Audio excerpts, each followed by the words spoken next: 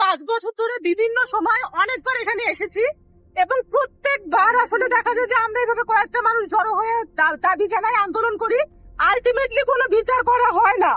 এখন কথা হচ্ছে বারবার এক পক্ষ থেকে যখন আঘাত আসবে তখন যদি আরেক পক্ষ আত্মরক্ষার জন্য কোনো পদক্ষেপ নেয় সেটি নিতে বাধ্য করা হবে কেন?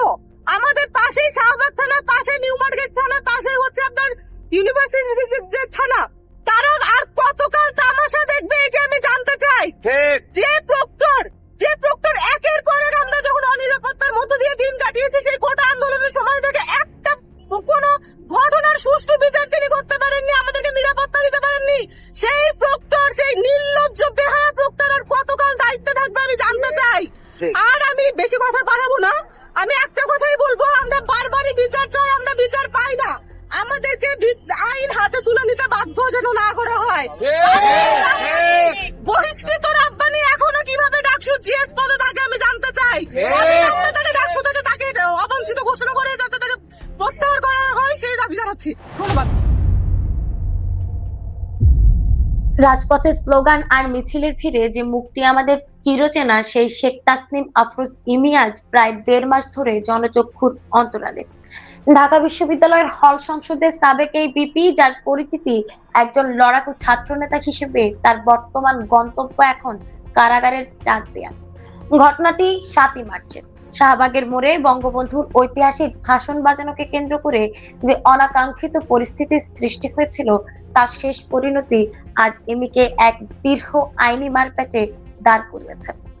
কিন্তু এই বন্দিত্ব কি কেবল একজন ব্যক্তির, নাকি আমাদের প্রচলিত গণতান্ত্রিক মূল্যবোধের উপর এক বড় প্রশ্নচিহ্ন?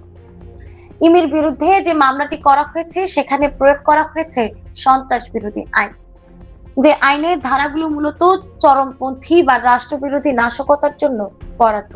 সেই ধারায় একজন রাজনৈতিক কর্মীকে অভিযুক্ত করা কতটা সংগত তা আজ বিবেচনার দাবি রাখে।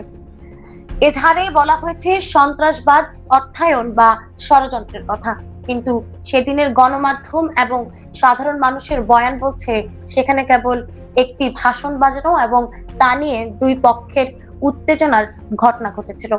প্রশ্ন জাগে, একটি রাজনৈতিক প্রতিবাদ বা ঐতিহাসিক ভাষণ বাজানো কি আমাদের প্রচলিত আইনের সংজ্ঞায় সন্ত্রাসবাদ হতে পারে? অপপ্রয়োগ কি তবে সুস্থ রাজনৈতিক চর্চাকে সংকুচিত করে তুলছে না? যখন আইনি ধারাগুলো তার প্রকৃত উদ্দেশ্য হারিয়ে কেবল ভিত্তির সঞ্চয় করে, তখন নাগরিক নিরাপত্তা আসলে কোথায় গিয়ে দাঁড়ায়? বিশেষজ্ঞরা এই ঘটনাকে দেখছেন নাগরিক অধিকারের সংকীর্ণতা হিসেবে। তারা বলছেন, ইমির মতো একজন সচেতন তরুণীকে যখন গুরুতর সব অভিযোগে আটকে রাখা হয়, তখন তা তরুণ প্রজন্মের মাঝে এক ধরনের নেতিবাচক বার্তা পাঠায়। যদি একজন ছাত্র নেত্রীর প্রতিবাদী ভাষা কেবল সন্ত্রাস হিসেবে গণ্য হয়, তবে গঠনমূলক সমালোচনা বা ভিন্ন মতের জায়গাটি কোথায় থাকবে? ইতিহাসের পাতায় ন্যায় বিচার সবসময় সময়ের পুষ্টি পাথরে যাচাই হয়।